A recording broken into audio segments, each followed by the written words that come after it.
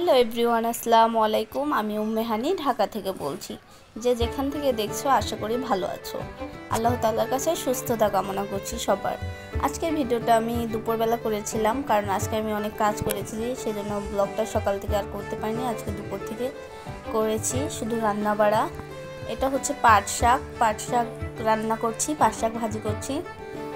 আর তোমাদের ওদিকে কী নাম বলে তা তো জানি না, আমাদের পাট শাক বলে।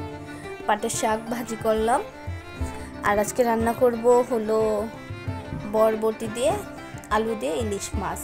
ফ্রিজে কিছু ছিল না, সেজন্য মনে করলাম বরবটি ছিল, আলু ছিল আর মাছ ছিল, ইলিশ মাছ। সেজন্য ইলিশ মাছ রান্না করবো। আর এই তো আমার শাক ভাজি করা হয়ে গিয়েছে, কমপ্লিট।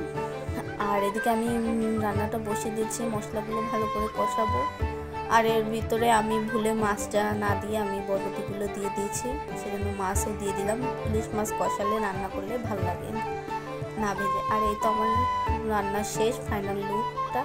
আর আজকে ভিডিওটা বেশি বড় করতে পারিনি। আজকে আমার দারাজের থেকে একটা পার্সেল ছিল রং করার, রঙগুলো অনেক ভালো হয়েছে। এই যে একটা ব্রাশ আর 12টা কালার পেয়েছি, 110 টাকা নিয়েছে। সেজন্য আমি আজকে আর ভিডিওটা লং করতে পারছি না। চাদর রং করব, সারাদিন বসে এই কাজই করেছি। আর আমার ভিডিওটা যদি ভালো লাগে, ওয়েন ভাইয়ারা কোনো জায়গায় যদি ভালো লাগে, তাহলে একটা আমার চ্যানেলটাকে লাইক সাবস্ক্রাইব করে দেবে। আল্লাহ হাফেজ।